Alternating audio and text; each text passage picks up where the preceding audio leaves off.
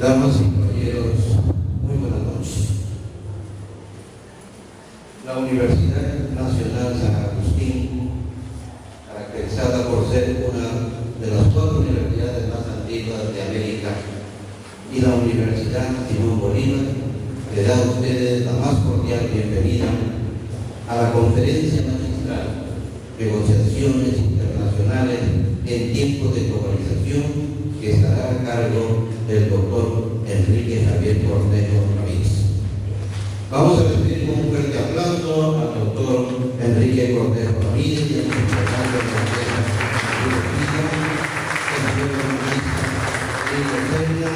señora Rosa Guerra de Cornejo. El señor economista Lino Cerda, en representación del presidente de la comisión organizadora de la Universidad Simón Bolívar, el doctor Carlos Gael Salinas. Para nosotros, para la Universidad San Agustín y Simón Bolívar, es de muy grata satisfacción esta noche. Para mí particularmente, ya que trabajo con un grupo para nuestra directiva, es la satisfacción de que mientras el doctor Enrique Cornejo era presidente del Instituto de Comercio Exterior y que ahora era director de capacitación en el Ministerio de Comercio. Y en su análisis de las diferentes conferencias que él ha dictado, también ha pasado por el Instituto de Aduanas del Perú, en tanto yo era también después director de la Escuela de Aduanas del Perú. Y como él, yo también me llamo Javier. Con esta triple satisfacción, esta noche queremos hacer una presentación de esta larga trayectoria profesional del doctor Enrique Cornejo. Él es catedrático e investigador universitario, economista colegiado, doctor y maestro en administración, es ministro de Estado y autor de 25 libros de su especialidad. Honra a la Universidad Peruana Simón Bolívar al ser su primer vicerrector académico. Ha obtenido diversos diplomas de especialización en comercio internacional, política de desarrollo en el Banco Mundial, financiamiento del desarrollo en el Banco Interamericano de Desarrollo, competitividad internacional en la Comisión Económica para América Latina, CEPAL, acercamiento de calidad, modelo de negociación y comunicación estratégica. Actualmente el doctor Cornejo es vicepresidente académico de la Universidad Peruana Simón Bolívar. Y hace aproximadamente un mes, el Fondo Editorial de la Universidad Peruana de Simón Bolívar editó su primer libro. El doctor Cornejo nos ha honrado con la presentación de su libro Comercio Internacional y Globalización, cuyo libro está aquí, que está siendo puesto a consideración también de la apreciación y la decisión de todos y cada uno de ustedes. El doctor Cornejo tiene una amplia formación profesional de hace más de 25 años. Solamente voy a leer rápidamente algunas otras referencias, como haber sido presidente ejecutivo del Banco de la Nación del Perú entre agosto de 2006 y 2007, profesor de materia de comercio y negociaciones internacionales en los programas de maestría y doctorado en las facultades de ciencias administrativas y contables de la Universidad Nacional Mayor de San Marcos y de Villarreal. Se ha desempeñado anteriormente como presidente del Instituto de Comercio Exterior del Perú, con rango de ministro de Estado. Ha sido director del Departamento Académico de Economía de la Universidad de Lima en un periodo. Se ha desempeñado asimismo como profesor principal en la Academia Diplomática del Perú. En 1983 obtuvo el Premio Internacional América Latina, ALAI, otorgado por la Asociación Latinoamericana de Integración. La Universidad Privada de Quito le ha otorgado el doctor honoris causa.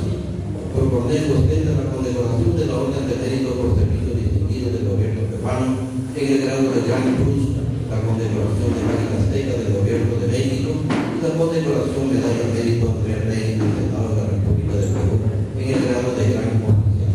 Ha publicado, como decíamos anteriormente, más de 25 libros. Es conferencista en el Perú y en el extranjero con temas de su especialidad, comercio y finanzas. Fue expositor de la conferencia anual del CADE en Ejecutivo de 1986 y ha sido conferencista magisterial en la 14 conferencia de la Asociación de Fabricantes, después del Instituto de Economía para América Latina. Y además ha publicado más de 1000 artículos, entrevistas y trabajos de su especialidad en revistas y periódicos nacionales y extranjeros. Con esta visión panorámica, porque su currículo es amplio y consistente, reiteremos pues y le tributamos el fuerte aplauso al doctor Enrique Correa Rodríguez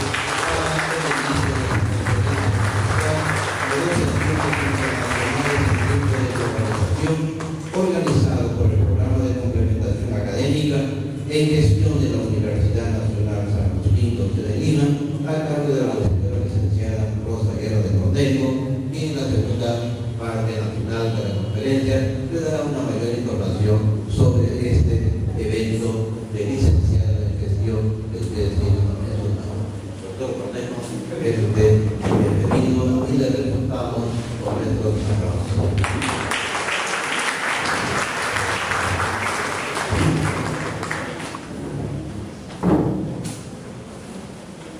Muy buenas noches a nuestros distinguidos miembros de la mesa, representantes de la Universidad San Agustín de Arequipa y la Universidad Peruana Simón Bolívar, y a todos ustedes por su presencia y por permitirme tener unas reflexiones que espero sean importantes para su quehacer diario.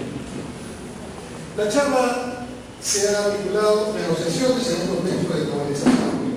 Mi primera reflexión es la globalización que estamos viviendo ya desde hace varias décadas es probablemente la globalización más compleja que ha tenido la historia de la humanidad. Pero no es la primera globalización que se ha producido. Esta es una muy particular, donde entre otras cosas, las tecnologías de la información y la comunicación, la reducción de las distancias y la conectividad en tiempo real son elementos que están marcando la diferencia, por mencionar solamente algunos. Pero cualquiera sea el avance tecnológico, y hoy es espectacular, tenemos ya no solamente clonaciones y digamos mapas genéticos de la humanidad completados, sino que tenemos, me parece haber leído ya hace unas semanas, un teletransportador casi en proceso de socialización. Para los que no conocen este concepto, lo único que faltaba de la película de Guerra de las Galaxias funcionar era el teletransportador.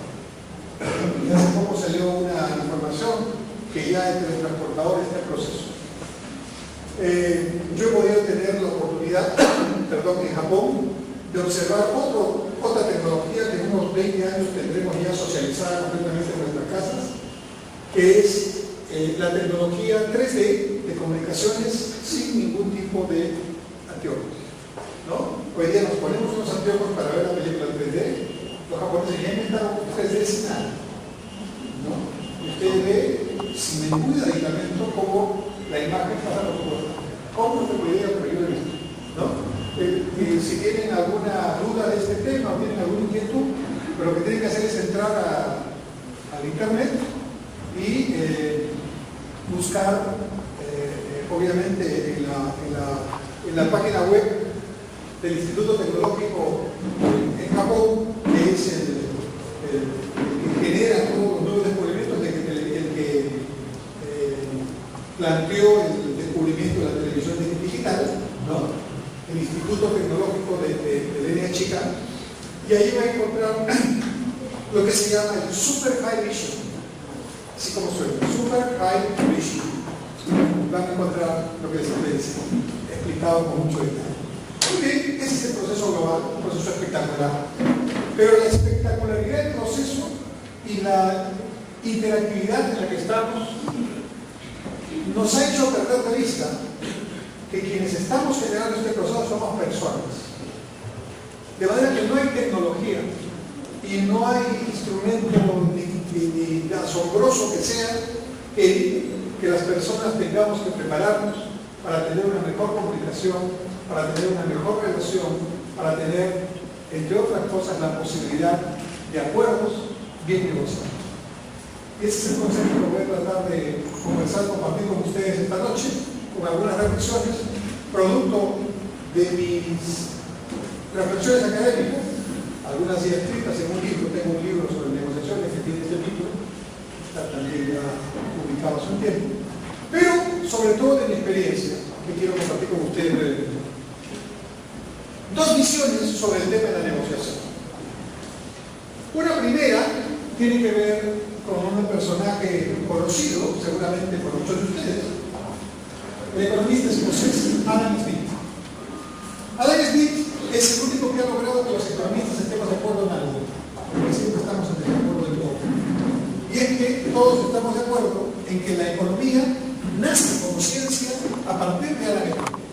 Y esto porque hasta su propio libro se titula Indagaciones acerca de la naturaleza y causa de la riqueza de las naciones, conocido comúnmente como Riqueza de las Naciones. Pero el título completo es Indagaciones acerca de la naturaleza y causa de la riqueza de las naciones. El título ya dice que esto es un tema científico, porque la ciencia empieza cuando uno ya no solamente se pregunta si es bueno o malo, me gusta o no algo, sino independientemente del calificativo que uno quiera darle, uno tiene que explicarlo. Uno tiene que responder a la pregunta ¿por qué sucede? Y esta es la naturaleza de la ciencia en economía a partir del siglo XVIII con Smith. Como digo, encontrar la naturaleza de la generación de la riqueza. Y a partir de ahí todos los economistas.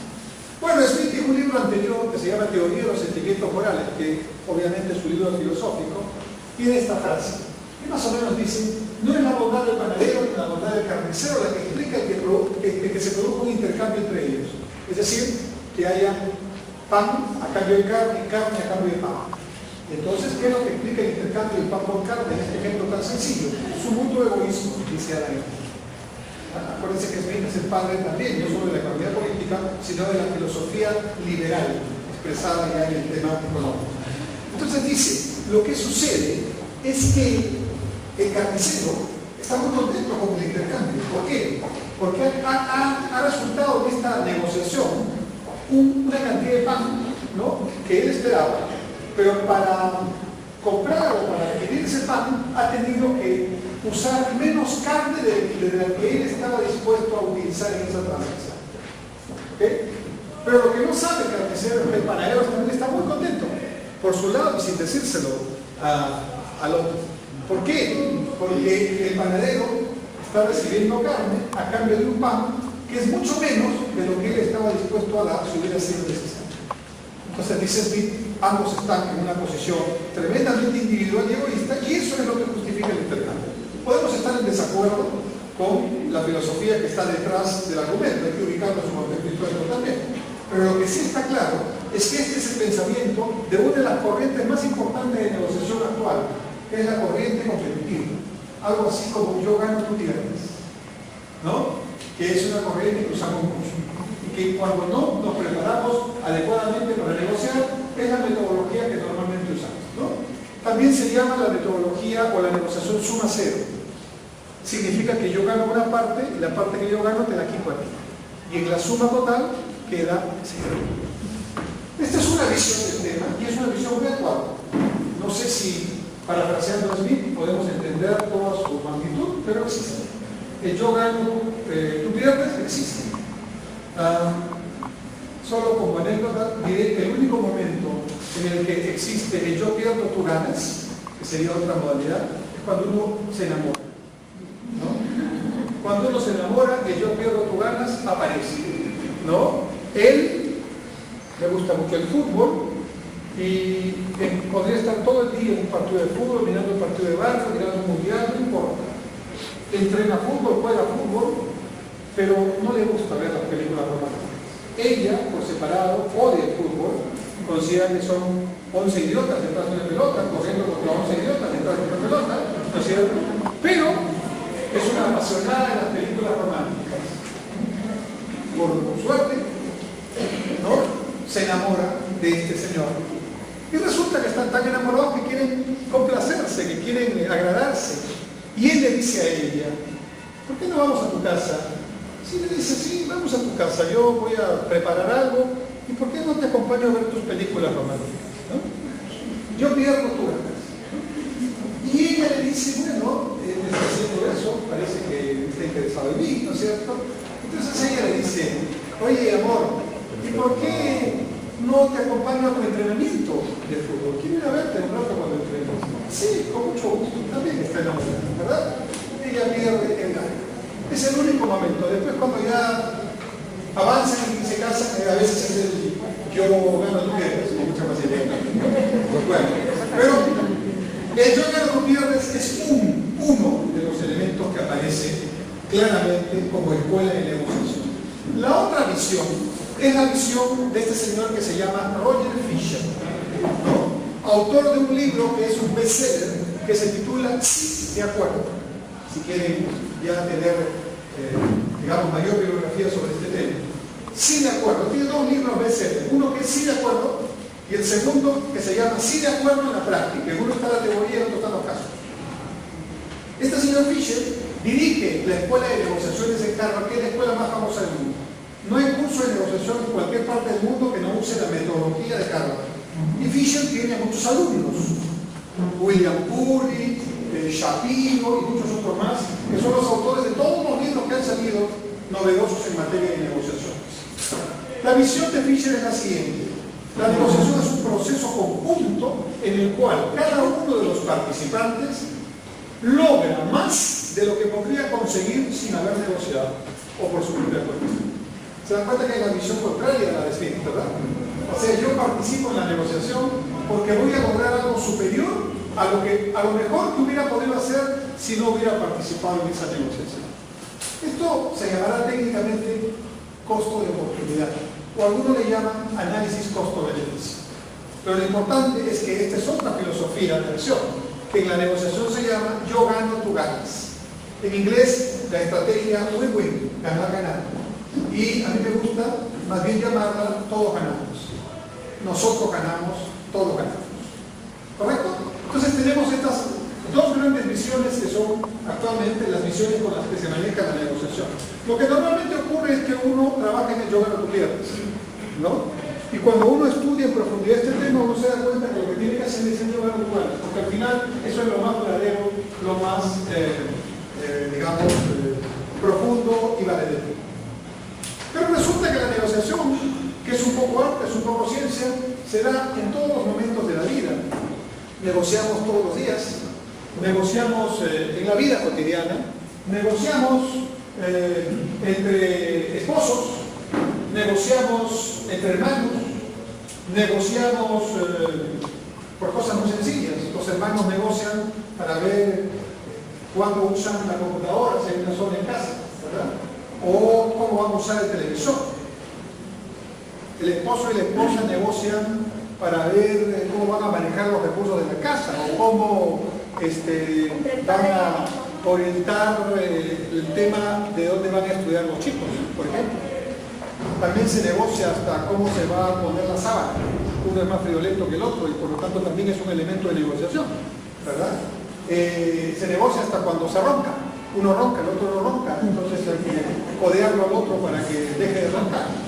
Se negocia todos los días, se negocia porque en la vida la interacción nos lleva a lograr acuerdos. No tenemos que hacer un análisis científico para esto. Entonces, algunos tips de negociación. Primer tip de negociación: nunca nos sentemos a una mesa de negociación, aunque sea muy sencillo lo que vamos a negociar, sin haber hecho una previa preparación. Hoy día, sentarse a una negociación basada en nuestro feeling o nuestra capacidad conocida para negociar es un hándicap que no te debes correr. Porque lo que comúnmente vas a encontrar es al otro lado a una persona que sí se prepara. Y entonces ya perdiste de reto. O ya lograste algo menos de lo que puedes lograr. Segundo tip importante y general: cuando te sientes en una mesa de negociación, desde el momento en que te sientas, tienes que haber pensado que tienes que ceder en algo. Si tú te sientas en una mesa de negociación y dices que aquí no pasa, entonces no te debiste sentar. No sabes negociar, pero no sabes lo que es negociación. Negociación significa lograr un acuerdo que no es el 100% de lo que pensabas, pero es imposible. 70, 80%. Y ese 70, 80% es mejor que tener cero, ¿no? En planteamientos comunes y populares de lobo pelo. Pero si te preparas, ese va a ser bastante pelo, ¿no? Y probablemente tendrás mucho más pelo del que tú pensabas obtener en cortisol. Tercer tip. Si tú estás en un proceso de negociación con preparación y ya dispuesto a ceder en algo, siempre ponte un piso. Una especie de no negociable, que tiene que ver con tus principios, con tus valores, con tu moral, pero también con tu sentido común. Si tú vas a ir a negociar para, por ejemplo, poner un producto en venta y resulta que por entusiasta que eres, terminas vendiéndolo por debajo de su costo, eso estará bien para la foto, pero es pésimo para tu bolsillo y no tiene sentido. Entonces habrá un piso mínimo piso, en el que tú tratas de decir, muy bien, por debajo de esto lo puedo, simplemente lo puedo, aquí abajo, ¿correcto? Y quiero decirles, cuarto tip, en una negociación, uno de los resultados posibles es que no hay acuerdo. No es obligatorio que haya un acuerdo en una negociación.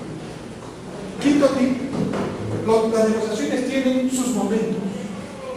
De manera que una de las cosas primeras que hay que evaluar es cuándo uno debe negociar y cuándo no conviene negociar, ¿no? Si yo estoy en una situación de inferioridad de cualquier tipo, se puede negociar, no necesariamente David tiene que abandonar a Goliat para negociar, puede negociar y ganar, pero hay que evaluar el cómo y el cuándo de una manera muy objetiva, y a veces no hay que negociar en ese momento. Siguiente tip, cuando estés negociando, ¿no? Siempre tienes que plantearte varias opciones, así le vamos a llamar, es decir, una especie de conejos bajo la manga, que nos van a permitir lograr acuerdos allí donde no era posible pensar en el acuerdo. Si no hubiera existido la opción llamada el kilómetro cuadrado de Tiwinsa, Perú y Ecuador no hubieran firmado el Tratado de Paz y Límites que hoy día tiene vigente y que significa una buena cantidad de dinero para ambos países ahorrados para poder dedicarlo al desarrollo, pero sobre todo dos países vecinos que ahora ya no están en esa nota de que hoy te pego, mañana te invado, etcétera, etcétera. Que facilitó muchas cosas, pero el factor detonante que permitió tener un acuerdo es un tema que no estaba en ningún texto de negociación, que no estaba en ninguna libreta. Se le ocurrió a alguien, no sé bien a quién, ahora todo el mundo dice que se le ocurrió, pero lo concreto es que se le ocurrió a quien se le ocurrió brillantemente y ese fue el elemento facilitado.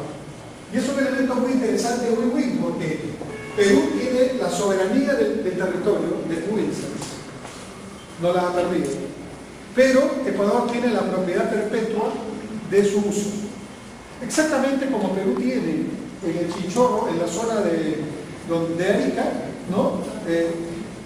Territorios que Chile no los puede utilizar, a pesar de que es su soberanía, porque son territorios asignados de perpetuidad a Perú. Por ejemplo, el muelle que hay allí, que Perú debería usar.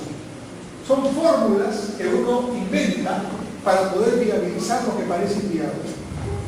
El otro elemento importante, el otro tip importante en una negociación es la inclusión del factor emocional. La inclusión del factor emocional es importante porque, como ya he dicho, las personas somos los que negociamos. Y las personas tenemos sentimientos, tenemos emociones. Las personas tenemos preocupaciones.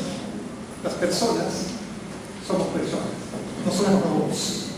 Y por lo tanto, como somos personas, vaya usted a saber en qué momento nos encontramos ahora en medio de la negociación. Yo les pido perdón por la espalda en algún momento, me parece más fácil hacerlo desde acá. Y entonces, si estamos a menudo tomando decisiones, tenemos que saber que a menudo estamos con diferentes tipos de preocupaciones. Entonces yo miro, a través de la vista, escucho, percibo olores, ¿no?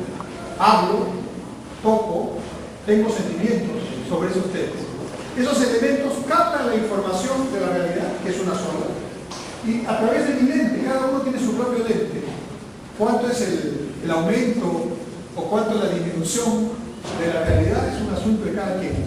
Todos le ponemos a la realidad un lente nuestro, que tiene que ver con qué, con nuestra historia, con nuestro rollo, como dicen los muchachos, ¿no? Que tiene que ver con nuestros valores, con nuestra infancia, con nuestra religión, con el partido político en el que estamos, o si no estamos, con lo que sea. El barrio, mi papá, el cura, mi colegio, lo que sea. Y tengo aquí unos elementos que me van dando un lente. Yo no lo sé. Yo no soy consciente de eso. Pero tengo que ser consciente que mi lente existe. Entonces mi lente ya es un filtro. Luego entra aquí, a la médula espinal, y desde ahí los impulsos eléctricos van célula por célula caminando hacia el lóbulo frontal. En ese camino y en esta parte está la parte racional, el cerebro racional. Aquí pensamos. Pero en el camino hay una aduana, una especie de sistema aduanero, que se llama el sistema límbico. Y ese sistema límbico, que tiene un montón de componentes, ¿no? Es el que maneja la parte emocional. En otras palabras, nosotros, fíjense cómo va la cosa. Recibimos los impulsos de la información que captamos, la filtramos, o sea, la cambiamos, la acercamos a nuestro propio entender. Sin que seamos conscientes de eso, empieza su recorrido automático del cerebro, pero en el camino a pensarlo están los temas emocionales. Por eso hoy día es tan importante, no solamente uno, tener un alto coeficiente intelectual, un IQ alto, no solamente tener conocimientos, o sea, estudiar, prepararse, no solamente tener experiencia, que también es fundamental. Estos tres elementos son importantísimos, pero insuficientes si no manejas el cuarto y descubierto hace pocos años el aspecto de la inteligencia emocional. La inteligencia emocional tiene que ver con temas tan importantes como, por ejemplo, la capacidad para afrontar desafíos y automotivarse para ello. Tiene que ver con la capacidad que tengamos de trabajar en equipo, o nos gusta trabajar solos. Tiene que ver con la automotivación, tiene que ver con el autoestima, que tiene que estar equilibrado, porque si está muy bajo, entonces nuestros rollos internos van a hacer que no podamos interactuar adecuadamente con los demás, y menos negociar de una manera interesante. Tiene que ver con nuestra capacidad de empatía, de ponernos en el lugar del otro. Tiene que ver con nuestra capacidad de toma de decisiones, de arriesgar para tomar decisiones. Tiene que ver con nuestra capacidad para poder lograr manejarnos en situaciones de estrés y otro más. La inteligencia emocional se mide. Hay un libro que acaba de salir, los autores no los recuerdo con precisión, pero el libro se llama Inteligencia Emocional 2.0. Está en librerías acá. Pero la ventaja que tiene este libro, Inteligencia Emocional 2.0, es que está hecha por los autores y titulares del índice del coeficiente de inteligencia emocional. Entonces, al comprar el libro, tú chequeas adentro y tienes un código como los bancos que te dan para tu tarjeta. Y con tu clave, te vas a la computadora, entras al internet, metes tu clave y haces tu test, sale tu test de inteligencia emocional. Cualquier entrevista que hoy se haga, por supuesto una negociación también tiene en cuenta más los factores emocionales que los factores meramente intelectuales de currículum y de experiencia. Es más, cuando ya te entrevistan, ya pasaste el filtro de estos factores. Ya puedes estar. Ahora vamos a ver qué tan loco eres en el sentido emocional. Porque uno puede pensar que una parte emocional solo es un asunto para personas desequilibradas. Todos tenemos un poco de desequilibrio, ¿no? Y por supuesto, visto al revés, al contrario, conocer las cosas emocionales de nosotros es una riqueza que nos va a permitir entender nuestras emociones, entender nuestros sentimientos, manejarlos, ¿no? Pero al mismo tiempo entender los sentimientos y las emociones de los otros. Y consecuentemente, en una negociación, eso va a ser un factor muy rico para poder mejorar nuestra capacidad de relacionamiento en una negociación. Dicho sea de paso, la relación es uno de los temas claves en un proceso de negociación. Entonces, estamos tomando decisiones a cada rato, El buen negociador habla en el momento que debe hablar con gran convicción y persuasión. Hay que persuadir, hay que convencer. Pero también tiene que tener capacidad para ser persuadido. Es tan importante ser una persona que persuade con facilidad, pero que tiene la capacidad de dejarse persuadir. ¿Y por qué? Este es un elemento clave. Porque como hemos dicho, tenemos filtros donde miramos la realidad de una manera muy particular y por lo tanto no tenemos la realidad en la mano. Por más inteligentes, sabios, experimentados e incluso emocionalmente maduros que seamos. Si es así, y así es, el otro o la otra persona tiene la otra parte de la verdad que no tenemos. Por lo tanto, el beneficio de la duda, digamos, desde el punto de vista en la interacción, tiene que darme esa posibilidad de ser persuadido. Si no tengo esta capacidad desarrollada, va a ser muy difícil que yo pueda encontrar un acuerdo. Luego, capacidad de empatía, capacidad de ponerse en el lugar del otro, capacidad para convencer y ser convencido, capacidad para generar alternativas, mucha creatividad. Porque las alternativas, acuérdense del kilómetro cuadrado y de Winsa, son importantes. No hay que usarlas todas, pero hay que tenerlas disponibles y saber cuándo se usan. Por ejemplo, historia, conocido. También tiene que ver con un tema de guerra y paz, como el de Tihuiza con Perú y Ecuador. Guerra entre Egipto e Israel. Situación: Israel invade los territorios egipcios, el general Moshe Dayan, la famosa guerra por 6 días. Recuerdan, algunos no hay nacido todavía en esta sala, pero algunos sí deben acordarse. Entonces, con la posición ya de invasión correspondiente, se empieza una negociación. Para empezar, estos dos países estaban en guerra por siglos y la cosa no marchaba. Entonces, el presidente Jimmy Carter de los Estados Unidos tiene una idea brillante, vincular a los aspectos emocionales. Dice: como esto no está caminando, no pierdo nada con invitar a los dos líderes de Egipto y de Israel a mi casa. Pero en el momento que yo estoy de vacaciones en Estados Unidos, el presidente y su familia se van a Camp David, y en Camp David están en sus vacaciones. Entonces invitó primero a Anwar el-Sadat, entonces presidente de Egipto, y después por separado a Menachem Begin, entonces primer ministro de Israel. Y ambos aceptaron individualmente encontrarse los tres en la casa del presidente de los Estados Unidos en las vacaciones. Y así, sin vernos, en traje de tenis, empezaron a conversar. Primer tema, distender una situación más amistosa, más amical, menos formal, y digamos con un anfitrión que obviamente estaba buscando una fórmula para que haya caminos de paz. Estando invitados en Camp David, pasaron 13 días y no avanzaba la negociación, se había entorpecido, casi sin retorno. Ya había muy pocas posibilidades. Entonces se le ocurre una cosa muy importante y brillante a Jimmy Carter. Recordó que el primer ministro Menachem Begin le había dicho en una de las días que estaba ahí: oiga, presidente, ¿usted sería tan amable de regalarme algunas de las fotos que he tomado de los tres? Entonces, viendo un tema así tan, digamos, poco protocolar, Carter dice: sí, con mucho gusto, dígame usted cuáles quiere. Bueno, me quiero donde estamos los tres aquel día, porque yo quisiera regalarle esas fotos a mis nietos. Y quisiera, además, tener la posibilidad de que lo firmemos los tres. ¿Okay? Aunque no tengamos un acuerdo, el solo hecho de haberlo reunido ya es un avance. Entonces Carter recordaba eso, y cuando vio que sus asesores le decían: la negociación está empatanada, no hay forma, y el más duro es venir, ¿no? Menachem Begin, no funciona en este punto y en este otro. Entonces averiguó los nombres de los nietos y mandó que cada una de las fotografías autografiadas estuvieran en un marco con el nombre de cada nieto. Y entonces aprovechó un momento en el que estaba nuevamente y le dijo: tengo un regalo para usted. Y le mostró, en una mesa estaban todas las fotos puestas.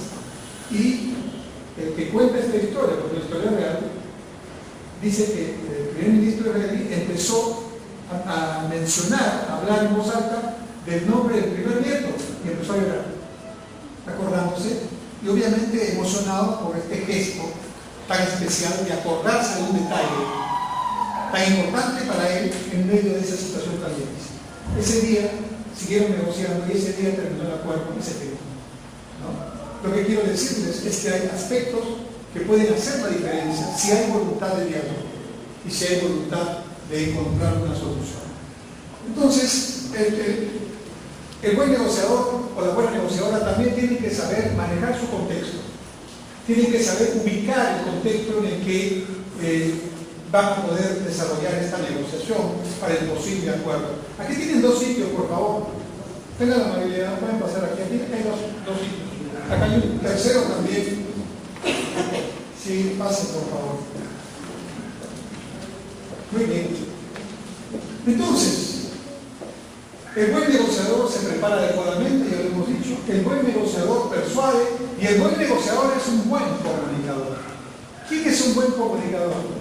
Aquel o aquella que no solamente habla bien, sino que se prepara para comunicar y se pregunta ¿qué quiero comunicar? El buen comunicador también es una persona que no solamente se hace entender, sino que lo mejor logra que la otra parte esté de acuerdo en parte de lo que está diciendo, ¿no? El buen comunicador usa algunas técnicas, ¿no?, que son muy conocidas. Una técnica es el énfasis, ¿no? Un buen comunicador tiene que expresarse con claridad. Estoy enfatizando. Voy a hacer un gesto que sea con claridad. Claridad es como si lo estuviera subrayando realmente, ¿no? Y puedo enfatizar cuantas veces quiera. El buen comunicador repite. El buen comunicador hace silencios. Ahora vamos a usar los dos, el énfasis y el silencio. Un enemigo, sí, un enemigo está matando todos los días a nuestros hijos. ¿Quieren saber quién es? La droga.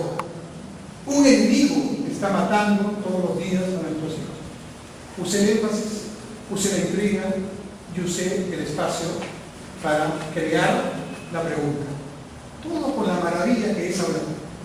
Entonces uno se prepara y uno puede hacer muchas cosas. Puede parafrasear. En una negociación, parafrasear al otro es extraordinariamente potente. Oiga, o usted, o tú, como quieras decirlo, porque hay negociadores que se conocen de mucho tiempo, ¿no? Porque ese es el otro tema. Tienes que tener una buena relación porque te vas a encontrar muchas veces, así que no vayas a pelearte con nadie, ¿no? Pero el buen negociador, ¿no?, dice del otro, como tú, como usted dijo, en tal oportunidad, exactamente así es, y recuerda su frase y se la repite. Es muy potente. Una vez, esto es también real, estaba un presidente, ¿verdad?,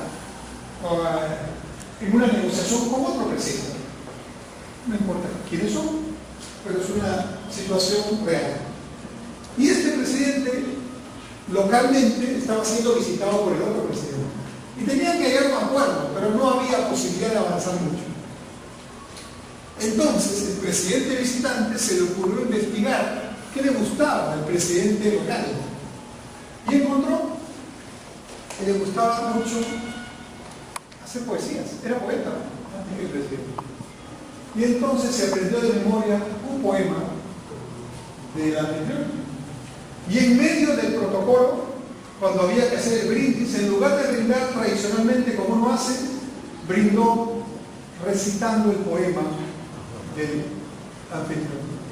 Lo emocionó tanto que después de eso se generaron las condiciones y se liberó la traba que había, emocional por supuesto, ¿no?, para avanzar en ese tema. Hay muchas formas de lograr eso, pero el parafraseo, el citar a alguien, es muy poderoso, ¿no? Y el otro tema muy poderoso es preguntar. En la vida la pregunta siempre es importante. Por ejemplo, un buen comunicador pregunta, no pregunta. ¿Me estás entendiendo? Como quien decir, oye, no seas así, se entiende, se atenta, ¿verdad? Te estoy agrediendo. Y entonces tú lo primero que vas a decir, ¿tú quién eres? No, pero no lo digo, estás pensando, ¿tú quién eres para decir eso? ¿Verdad? Que te has creído, te pones en una posición defensiva. Así a veces hacemos la pregunta. Por ejemplo, en una pareja, ¿por qué siempre llegas tarde? No, mal preguntado, que tenga razón. Mal preguntado. Entonces el otro va a decir, sí, porque tengo esto y esto, siempre hay razones. En cambio, ¿qué te parece si preguntas así? Quisiera preguntarte si alguna vez tú te has puesto a pensar cómo me siento cuando no llegas a la hora que quedamos.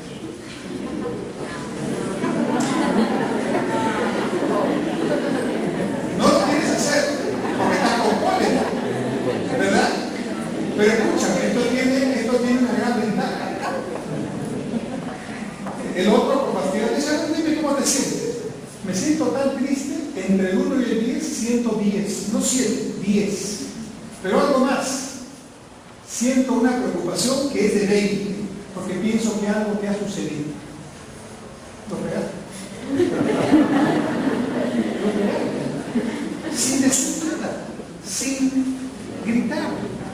Porque el otro, por más duro que sea, o otra, no sé, ¿no? La próxima vez que esté llegando tarde, que va a llegar tarde, va a pensar, ya no va a pensar en la tardanza, sino en el otro tema que te comento. Y entonces van a encontrar alguna forma para llegar menos tarde o para generar algún elemento de compensación, que puede ser una llamada, porque a veces ni llamada es. Entonces, digo, pregunta. Bueno, pero además esto es bíblico. Estaba el Señor, dice el Evangelio, caminando, y unos fariseos se acercaron para tenderle la trampa, ¿no? La trampa consistía, ¿cómo hacemos que el Señor, ¿no?, declare de una vez algo, alguna blasfemia, algún tema contra el César, y de una vez lo tomamos preso? Claro, el Señor encontró que no era su momento, y el Evangelio mismo dice más o menos así. El fariseo le dice, ¿tú qué opinas de esto? Y le muestra una moneda. En ese tiempo, contexto, era un sistema esclavista, abuso total, y se cobraban unos impuestos excesivos, parece. Y la gente no podía reclamar porque lo mataban o lo encarcelaban, pero todos estaban evidentemente disconformes con esto. Si él hubiera dicho, bueno, me parece abusivo que cobres tantos impuestos, ¿verdad?, hubiera recibido el aplauso de la gente, pero hubiera sido la prueba que era necesaria para llevarla al tribunal, que después ocurrió con Judas, pero bueno, en ese momento no era el momento.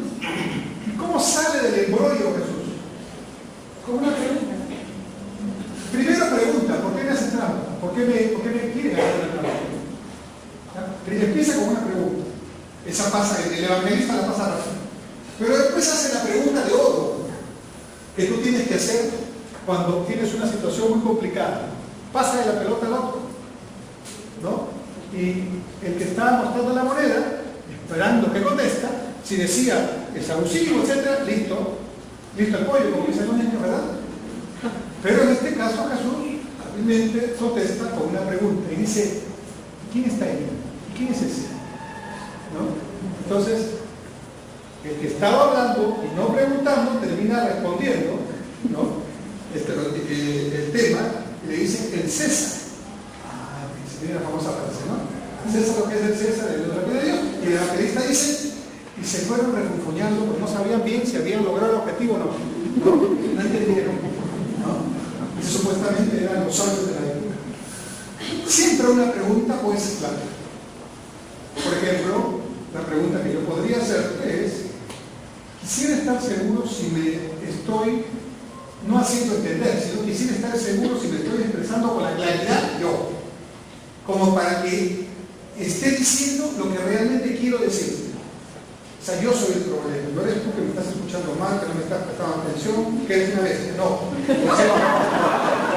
El problema soy yo, que de repente no estoy hablando bien, que de repente no estoy vocalizando bien, y al ponerme en primera persona, no hay posibilidad de que tú te pongas a la defensiva.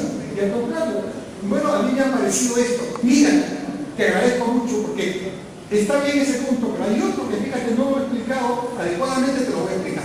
Estoy haciendo lo mismo, solo estoy cambiando el sentido para que la conversación no sea tú no me escuchas, ¿no? O sea, un traslado, un poco de basurita. No, la basura la tengo yo tengo que cuidar cómo me expreso. Ahora, el otro tema importante es que como somos personas que tenemos una serie de elementos, prejuicios, Einstein dice que un prejuicio es más difícil de eliminar que un átomo desintegrado. Ya saben que desintegrar un átomo es muy complicado. Bueno, eso ya también es bíblico, ¿no? Es más fácil que un camello pase por el ojo de una aguja a que un millonario entre al reino de los cielos. El Señor explicaba con parábolas muy sencillitas, era un gran negociador, ¿no? Antes que Fisher. Bueno, y Roger Fisher, tiene una frase muy bonita. Dice, duro con el tema, suave con la persona. Duro con el tema, nunca claudiques, pero suave con la persona. ¿Cómo haces eso? Bien difícil, pero hay que practicarlo. Una manera es conociéndote a ti mismo. 1. 2, más difícil, aceptándote a ti mismo con todo, con tus buenas y tus malas. Y 3, consecuencia de lo segundo, quererte a ti mismo. Aceptarte, ¿no es cierto? Conocerte primero, aceptarte segundo, quererte tercero, y luego recién vas a tener capacidad de querer a los demás, pues de aceptarlos, de escucharlos, porque si tus roles no están manejados, ¿qué vas a poder aceptar los roles de los otros, verdad? Y en una negociación, este es un tema vital, porque si tú no te das cuenta, terminas tú pasándole tus asuntos al otro, y no hay acuerdo no solamente, sino que queda una mala relación. Fisher dice, al final de una negociación, si quieres que sea buena, tu relación con la otra parte debe haber mejorado, no empeorado. ¿Y sabes por qué? Por una sencilla razón, te vas a volver a encontrar con esa persona en otra negociación. Así que si le quedaste mal, si lo traicionaste, si no cumpliste la palabra empeñada, eso la próxima la pagas. Y como hay varias próximas, ¿para qué generar eso? Mejor generar un mutuo respeto y aún en la discrepancia, que puede haberla legítimamente, tener un respeto por el otro, aunque no seas de mi posición, pero escúchame, te respeto y por eso valoro tu palabra. Entonces, los aspectos emocionales en una negociación son fundamentales, pero también los aspectos vinculados a ciertos códigos que tiene que mantener. Mawat, el expresidente colombiano, cuenta en un libro de Fisher y Shapiro, en un capítulo del libro, cómo hizo la negociación con Fujimori para el acuerdo de paz con Ecuador. El problema que él cuenta es que Fujimori era totalmente inexpresivo. Como oriental, que era muy difícil de predecir. Pero Fujimori era un tipo que tenía muchas habilidades innatas para este tema, pero Mawat es un académico que venía de ser alumno de Fisher en la escuela de Harvard. Entonces teníamos un experimentado con un académico, y los dos, por diferentes métodos, se acercaron para lograr un contacto emocional entre los dos.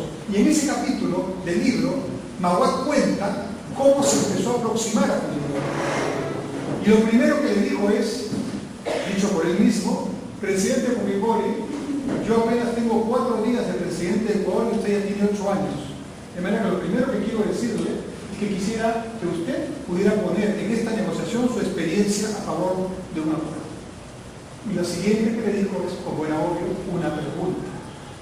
¿Tiene usted alguna sugerencia de cómo podríamos hacer para ir a fondo hacia la solución de este tema? Le pasó un poco a Fujimori. Pero Fujimori, no sé si habrá seguido el curso de Harvard, pero lo tenía, yo creo, muy innato, contesta así, dicho por Mawat. Dice, cuando yo llegué al gobierno tenía 3 objetivos: eliminar la hiperinflación, combatir el terrorismo y firmar un tratado de paz con Ecuador. Ya logré los 2 primeros, ¿por qué no podría lograr el tercero con usted? Entonces le abrió la posibilidad. Segundo, todos son contactos emocionales, ¿eh? Y sigue contando, y dice, pero tenemos que encontrar un punto en el que, sin entrar a herir susceptibilidades o los contenidos, no estamos discutiendo los contenidos, porque si discuten los contenidos no hay acuerdo, ¿no? Entonces, no es que no se discutan los contenidos, si discuten principalmente los contenidos no hay acuerdo. Entonces hay que crear el ambiente. Entonces Mawat confiesa y le dice, presidente, encontremos un elemento común. Y acuerdan que el elemento común debe ser mostrar a los 2 países que ambos están trabajando seriamente en el objetivo de encontrar la paz. Entonces tienen que encontrar un pretexto para explicarlo. Y el pretexto es una fotografía. Acuerdan tomarse una fotografía, los 2 trabajando en una mesa. No había nada todavía de acuerdo. Pero esa foto de los dos trabajando, conversando, ¿no? Pero el plan de trabajo sale en dos periódicos importantes al día siguiente, en Ecuador y en Perú. Y la idea es, están trabajando en un acuerdo de paz. Ya se viene el acuerdo. Entonces genera un elemento de esperanza con respecto a un tema muy sensible, sin tocar los temas de fondo. Tercero, sigue trabajando el tema emocional. Entonces le dice, oiga presidente, vamos a hacer una cosa. Yo entiendo perfectamente su posición y si yo estuviera en su lugar, haría lo mismo que usted. Pero de la misma manera como yo lo entiendo, quiero que me entienda a mí. Yo no puedo ir a mi país y decir nada de lo que mi país ha dicho por años no sirve.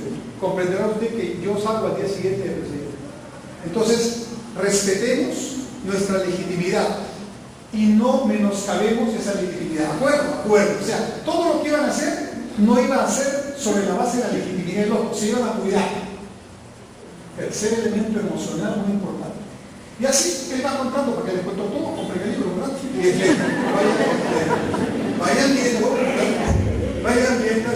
Vayan viendo cómo estos aspectos pueden impactar. Lo que les quiero decir, la foto de los nietos de el kilómetro cuadrado de Tihuinza, la pregunta que le hizo Mahuata Fujimori, la respuesta que le dio Fujimori, todos son impactos emocionales que a veces hacen la diferencia. Hay autores de negociación que dicen, es tan o más importante la manera como se desarrolla la negociación, incluidos los aspectos que estoy comentando, que los contenidos mismos. El contenido mismo casi no es que pase en segundo lugar, pero es que no es lo único importante. Esto Fisher y sus autores le llaman el manejo de los intereses. Es decir, en una negociación, si yo soy hincha de la U, usted es hincha de la Alianza, nos sentamos en una mesa para hablar del fútbol y yo digo, bueno, la única manera de que lleguemos a un acuerdo es que usted se convierta en hincha de la U. ¿Eso es legítimo? No. Poco objetivo, hasta insultante, ¿verdad? Para el sentido común. Entonces, la otra persona me dirá, esto es una broma. Primero, todo el tráfico parado, por lo tanto, todas las maldiciones correspondientes. Pero luego, los costos incrementados, y luego de repente, Dios no quiera, un accidente. Todo eso estaba metido. Entonces, Google Earth, ¿no? ¿Dónde está el terreno más cercano? Y el terreno más cercano en una ciudad con 10 millones de habitantes, donde está todo usado ya, casi no existía. A Basil no había, estaba en Villa María, el más cercano Basil. Y el Villa El Salvador, imposible traerlo allá por la distancia. Porque la primera vía había que buscar el sur.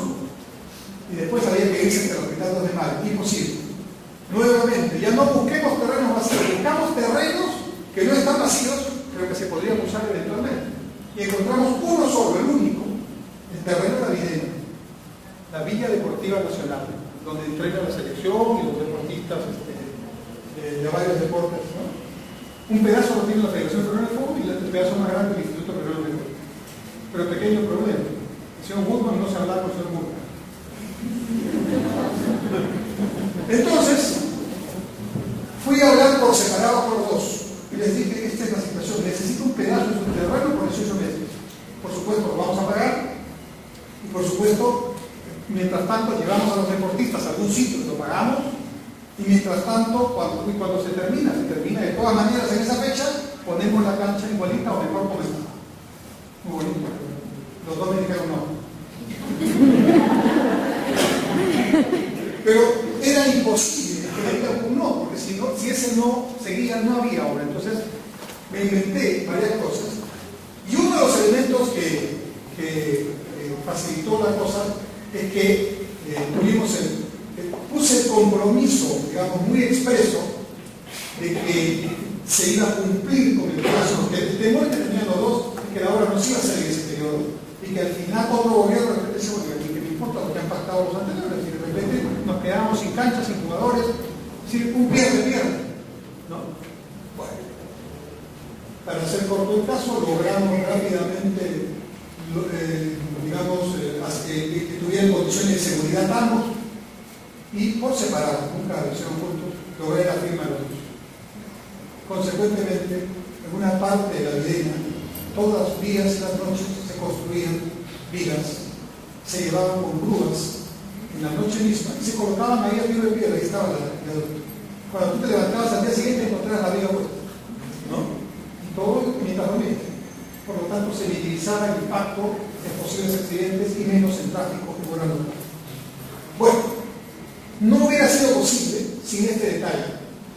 Hubo que hablar obviamente con los alcaldes involucrados, con los vecinos, que decían qué cosas que iban a poner aquí junto a mi casa, ¿no? Y por supuesto con los deportistas, con los papás de los deportistas y con los dirigentes y con los entrenadores. Todos desconfiaban, porque la desconfianza es el principal elemento que puede ir en contra de un lugar. Por supuesto ahora, se cumplió todo, pero ahora, si uno va a negociar con cualquiera de ellos, te van a decir sí, que confían, ¿no? Hay una experiencia muy concreta. Bueno, esa es una de muchas negociaciones. Negociamos con los diferentes distritos para transportar los árboles que habían que transportar, íbamos a sacar árboles. Solo se perdió un árbol de miles, uno, ¿no? Que lamentablemente no pudo vivir, ¿no? Pero después nos comprometimos con cada arbolito que sacábamos, poníamos 4 o 5. Ya, después otra más de esto. Y ahí termino con el tren. Estación de San Roque Sur. Los vecinos dijeron, un grupo de vecinos. ¿Por qué? Yo aquí no necesito el tren. Mala visión, porque en cualquier ciudad del mundo, ¿no? Uno necesita el sistema rápido que tenga carro. Y hoy día muchas de las personas que se suben al tren tienen carro, pero quieren ir al centro, quieren ir a Gamarra, y se van en el tren, regresan en el tren, como cualquier ciudad del mundo que tiene metro. Correcto, Tokio, Sao Paulo, Buenos Aires, Santiago. Bueno, pero ellos no quieren. Entonces, yo dije algo que cumplí. Déjenme construir la estación y no la hago. Pero lo más probable, y así lo dije, es que cuando ya haya posibilidad de abrirlo, ni yo seré ministro, ni la otra persona será alcalde. Y así pasó. Pero en el camino, interés. El tema de fondo no era la estación. El tema de fondo era que se pensaba que se iba a alterar toda la tranquilidad que tenía esa zona. Entonces la estación, ustedes van a ver que la única estación que está hecha de otra manera es la estación de San Roque, ¿no? Para poder cumplir con todos esos requisitos. Y además tiene 2 virgencitas, 2 grutas, porque había una. Pero los vecinos dijeron, bueno, pero esta virgencita está atendiéndonos a todos, ¿verdad? Muy bien, pero ahora hay 2 juntas que están haciendo el mismo servicio. Conclusión, hasta en esos pequeños detalles uno puede encontrar soluciones cuando hay voluntad. Puerto del Callao. Este es un tema bien interesante, porque es un tema de años, sin tener esto que se ven ahí que se llama las grúas pórticos. Bueno, las primeras grúas pórticos llegaron hace unos años, ahora tenemos 10 grúas pórticos post-pandemic. Vamos a tener un montón en los próximos años. El puerto de Callao va a convertirse en un hub. Hub significa en un puerto centro de operación. Bueno, una consulta. Después, por favor. Y entonces, cuando este puerto tenga las condiciones que debe tener, ¿no? Este puerto podrá lograr reemplazar en rutas hacia el Asia al puerto de Panamá, puerto de Balboa, el canal de Panamá, por lo que estoy hablando. ¿Cuál fue el problema de negociación aquí? O uno de los problemas de negociación, que los operadores que estaban trabajando con el puerto ineficiente no querían perder ninguno sus espacios. Y entonces hubo que encontrar maneras para compensarlos. Y una de las maneras que encontramos es que algunas de las tareas que se hacían pudieran ser indemnizadas. Una de ellas, la minera. Se está empezando a construir un muelle de minerales y ese fue uno de los temas principales que permitió viabilizar este tema. Hay uno que ya no se puede resolver ahora porque hay que resolverlo. El tema de las vías para que los camiones no estén. Ahora el problema no es el puerto, el problema es la salida del puerto con los camiones allí, digamos, entorpeciendo la vía. ¿Querían preguntar algo al puerto? Sí. Hay unas grúas que son mucho más potentes que las que han puesto en el muelle. Depende, porque hay hasta 3 tipos de grúas. Hay las grúas del muelle norte, que las ha traído APM Terminals, son móviles. Hay las grúas del muelle sur, que las ha traído Whiteport, que son por Panamá. Y hay las grúas que trajo en Apple, que son 2 Panamás. Entonces hay de todo. Hoy día ya tenemos para todos los gustos. Lo interesante es que el buque más grande del mundo ya llegó, ya se va a ver, ¿no? ha vendido con más de 8.500 teos y ya el Callao puede recibir porque tiene 14 o 16 metros de profundidad versus los 11 que tenía este. O sea, para orgullo de todos ya tenemos un puerto como se merece, ¿no? Bueno, el aeropuerto, interesante, pero ya no cabe un alquiler en el aeropuerto. Entonces está la negociación de la salida de los que están en los terrenos del desierto. Ya se pagó todo. Ahora se está empezando a producir la salida de los agricultores y también hay que mudar personas. Son como 700 familias. Se les va a poner en otro lado, con terrenos, y ahí se va a construir otra pista y otro terminal. Y eso ya es lo que va a duplicar la capacidad de este aeropuerto, donde hay 2 líneas que hacen pago. Este es interesante, es la planta nueva de Arequipa de saneamiento. Y esta planta se hizo por la intervención, creo que única en el Perú, de todos. Del municipio provincial de Arequipa, de los municipios distritales, del gobierno nacional, de Sedapal de Arequipa, de Sedapal de Arequipa, y de la empresa privada Cerro Verde que financió buena parte de la planta. El punto aquí es que todos querían la planta, pero nadie quería tenerla cerca, la planta de desagüe. Porque en Perú somos extraordinarios, ¿no? Quiero celular, pero no me pongas la antena cerca. Porque dicen que da cáncer, ¿no? No está probado. Al contrario, la OMS dice que no, la energía que tiene un calentador de la casa, ¿no? ¿Cómo se llama? Un microondas, ¿no? Puede ser más peligrosa que la antena que puede tener cerca. Pero sin embargo, no se imaginan la cantidad de alcaldes que ponen problemas para poner antenas. Y con vecinos que dicen no. Y entonces, ¿cómo te comunicas? Necesitan la antena para comunicar. ¿Verdad? Y la otra muy clásica es esta. Quiero que me traten el desagüe. ¡Qué barbaridad! Bueno, ¿permites que en esta zona se ponga el desagüe? No, que lo pongan en el otro distrito, porque voy a estar yo junto al desagüe. ¿No? Entonces, muy curiosa nuestra manera de entender, ¿no? Quiero ganar, pero no quiero entrenar. Ese es más o menos el asunto. Entonces hay que buscar una fórmula en la que entendamos primero el problema y luego que el problema es que luego el desagüe regrese a tu casa, ¿no? Tú lo tratas, cada uno en su casa. Es imposible. O sea, tiene que tratarse en la planta de tratamiento y tiene que estar en algún lado, que tampoco puede estar a 800 kilómetros de distancia del lugar, ¿no? Entonces, bueno, se logró un acuerdo interesante. La carretera interoceánica es un ejemplo también importante, ha ganado premios internacionales. La del norte, sobre todo por una zona que se llama la cordillera Escalera, que es una cordillera que está al costadito de la carretera. La interoceánica del norte va entre Paipa y Urimago, ¿no? Y aquí lo interesante es que se ha negociado con las comunidades, se ha negociado con los pobladores para cuidar la cordillera Escalera. Y entonces cuando uno pasa por ahí, uno recibe de la propia gente los cuidados que debe tener para que pasando por allí no haya un problema que permita luego que pasen cosas como pasan en muchas carreteras, donde tengo que indemnizar al que ha invadido el derecho de vida. La ley dice que tantos metros a la derecha, tantos metros a la izquierda es intangible. ¿Por qué? Porque en algún momento vas a hacer la otra pista. Hoy es una, pero mañana serán 2, se llamará autopista. Pero todos los costados de las carreteras están invadidos y con licencias de municipios. Eso es anticonstitucional. Pero como ya están, entonces son concesionarios o incluso titulados y hay que pagar. O sea, hay que pagar por una cosa ilegal, ¿no? Entonces, en esta zona de la cordillera Escalera, la Interoceánica del Norte ganó un premio internacional, categoría mundial, algo así como el Oscar de las obras de ingeniería, por haber logrado que la propia población sea la que defiende su carretera y su cordillera, ¿no? Interesante. Esta es la autopista Lima-Ica. Este es bien interesante por sencillo. Ya se había hecho todo el intercambio en Cerro Azul, que ahora ustedes van para el sur, pasan nomás. Pero se tuvo que demorar porque la alcaldesa de Cerro Azul levantó la mano y dijo: un momentito.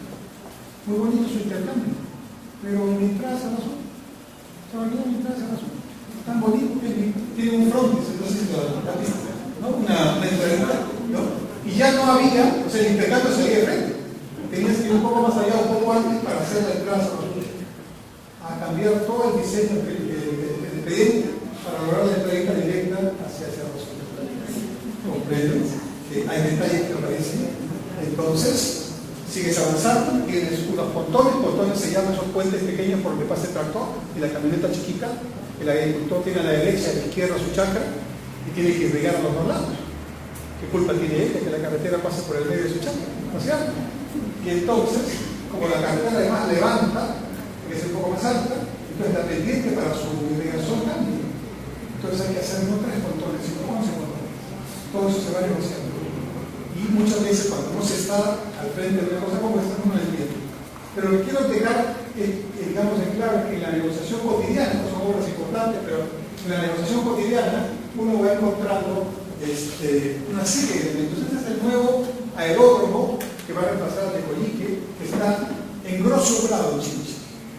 Una especie de edén para la aviación. Es curioso, está en el kilómetro 180. ¿No? Allí el mismo kilómetro es bien espantoso. Pero entras 3-4 kilómetros hacia el este y subes un poquito. Subirás pues unos 400 metros, nada más. Otro ecosistema. Plano, lindo, abierto, sin nubes, se ven las estrellas, como para hacer lo que tienen que hacer los pilotos cuando tienen que aprender, de día o de noche, ¿no? Operatividad total disciplina.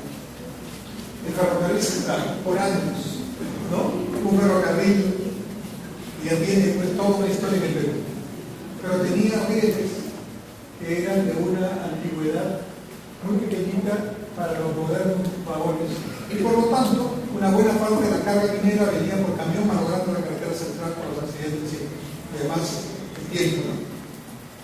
Tuvo que hacer una negociación para anchar el riel y permitir que vengan los nuevos vagones.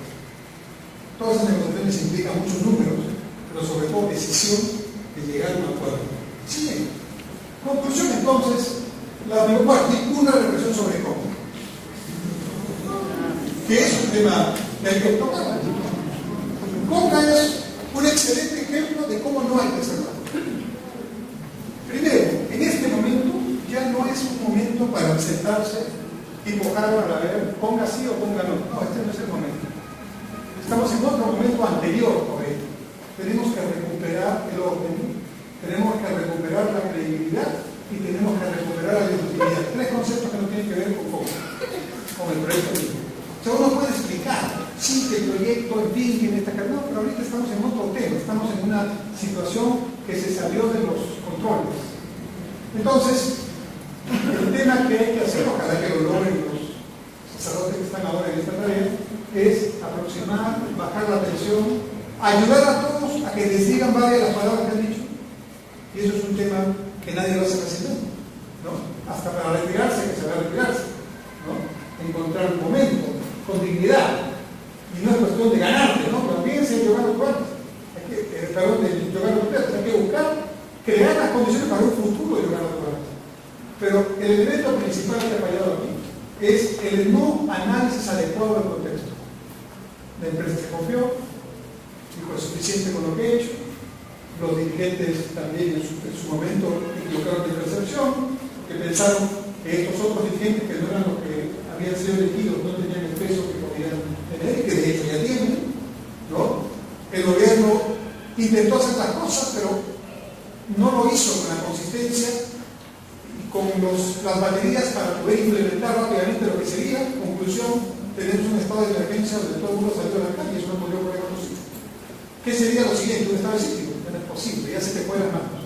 Entonces hay que ver cómo retiras el estado de emergencia en algún momento, con algún pretexto que los sacerdotes ojalá planteen, vuelves a poner las cosas en su sitio, vuelves a poner a todos en sus rangos, porque el presidente regional parece más bien un agitador en lugar de ser un componente del Estado. Entonces, todos están alterados. Y lo peor, la percepción y la comunicación es un desastre. Aquí pensamos que los cajamarquinos son unos tercos que están con unos dirigentes radicales que no entienden la razón. Y allá piensan que los limeños somos unos validosos, así piensan, y unos engreídos que sin conocer Cajamarca estamos desde aquí dictando órdenes para ellos. No importa si es cierto o no es cierto, pero así piensan. La comunicación está totalmente cruzada, un correo laboral. Entonces hay que recuperar este tiempo, hay que volver las cosas a su lugar, y recién después funciona la conferencia, ¿no? Porque todos los elementos que he mencionado no funcionan alterados, con los temas todos alterados. Muy bien, la negociación entonces es un interesante instrumento único mecanismo para mejorar las relaciones, para potenciar la comunicación, para lograr acuerdos eficientes. ¿Cuándo un acuerdo es eficiente? De acuerdo a lo que hemos mencionado esta noche, cuando logramos un resultado que es superior a lo que podríamos haber tenido sin acuerdo. Cuando logramos un resultado en el que nos sentimos felices, tranquilos.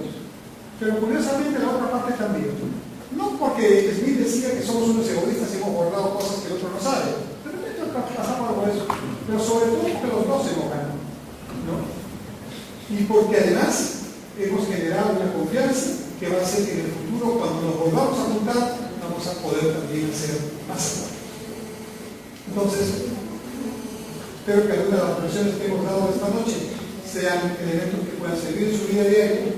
Y desde ya, muchas gracias por la invitación y por su paciencia.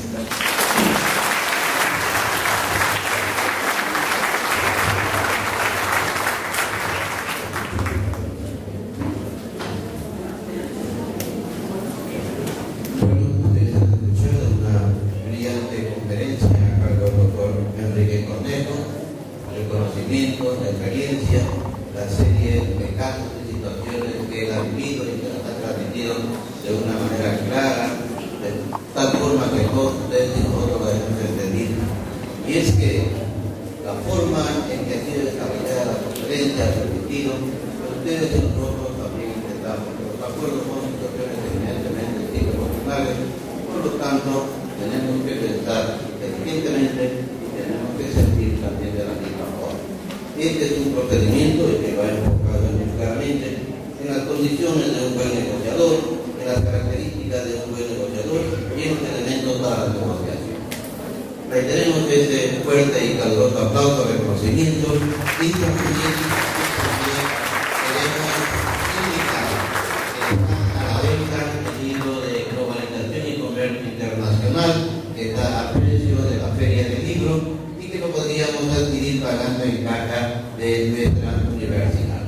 Reiterando el agradecimiento al doctor Enrique Cornejo por esta brillante conferencia, quedamos en manos de la licenciada, la doctora Rosa Guerra de Cornejo, para precisar algunos aspectos de la segunda parte de este temario relacionado con la licenciado en gestión. La licenciada Rosa Guerra de Cornejo es del programa de complementación académica en gestión para optar el título de profesional en licenciado en gestión. A ella la recibimos también con un fuerte aplauso, y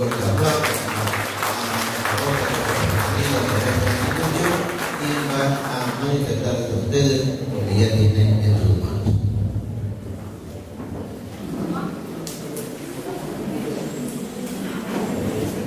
Buenas noches, amigos, amigas. Agustinos, porque acá tenemos un gran número ya de estudiantes de este programa de complementación académica. Y desde ya les tengo que agradecer, han trabajado. Está el auditorio lleno, inclusive tenemos en el otro. Y les dije, cuando un agustino trabaja. Estamos en diferentes puntos del país y no solamente a nivel nacional, sino internacional. Y todo ello gracias a la gestión realmente de sus alumnos y exalumnos agustinos. Voy a tratar de ser muy específica y concreta en relación a este programa que ya lo venimos desarrollando con algunas promociones, ya tenemos, pero aún así es una carrera nueva, moderna. Somos los pioneros, la Universidad Nacional de San Agustín, en convenio con la Universidad Simón Bolívar, para brindar este programa de complementación académica en gestión, logrando un título profesional de licenciado en gestión. Al concluir toda esta magistral conferencia del doctor,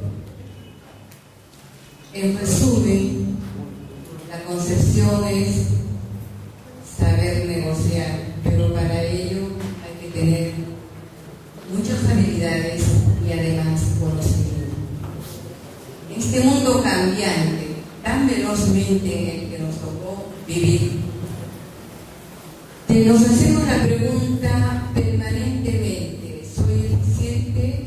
¿Estaré haciendo bien mi trabajo? ¿Cómo lo estoy haciendo? ¿Soy eficaz? Y la única respuesta es el conocimiento. Tengo que actualizarme, capacitarme y lograr realmente ser eficiente, eficaz y contribuir al desarrollo de mi empresa, de mi institución, de mi región y de mi país.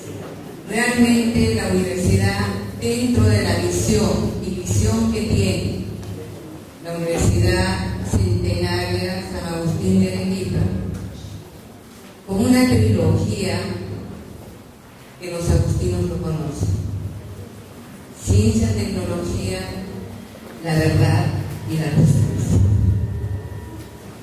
Y en un convenio con esta universidad nueva, la Universidad Peruana Simón Bolívar, emergente, que también con un reto muy interesante, que es una universidad nueva para una nueva sociedad.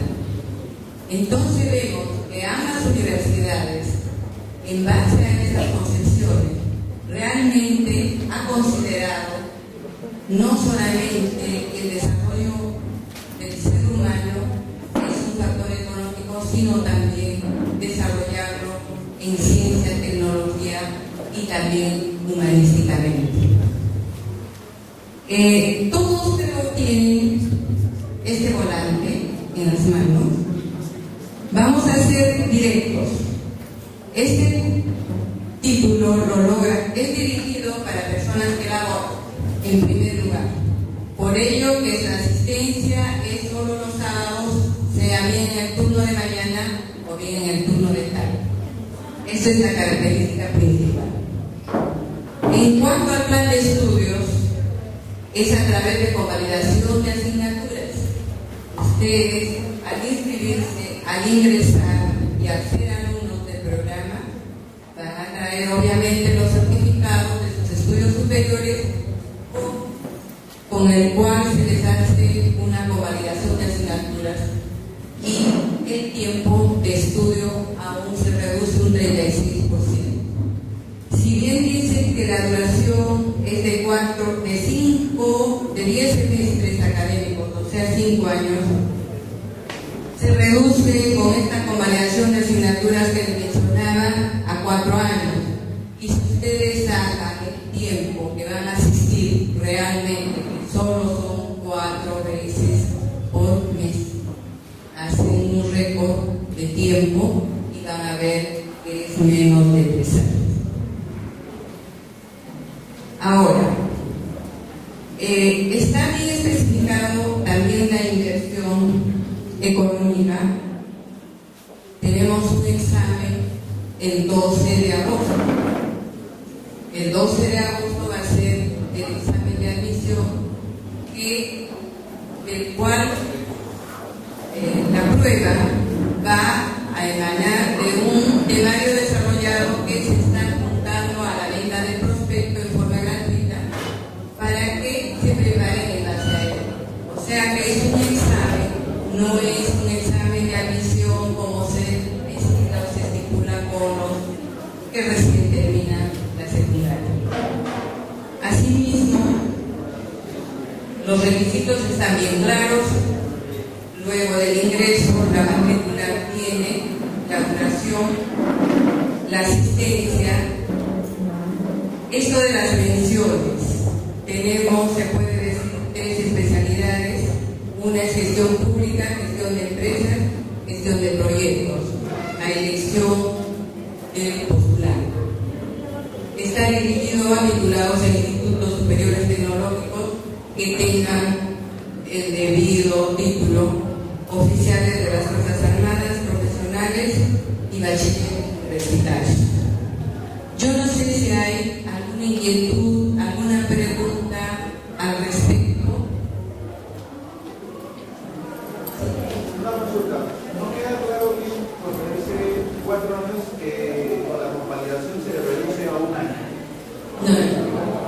Dice clases por 4 años.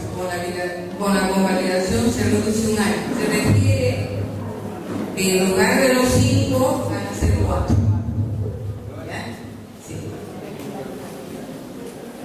Bueno, actualmente estamos inscribiendo y vendiendo los prospectos en la Avenida Colombia 137 de lunes a sábados. Los esperamos y nuevamente mi agradecimiento por su presencia, también a todo el equipo con quienes trabajamos. Acá tenemos a don Marquitos y a todo, a Christopher, etcétera, etcétera. También a nuestros señores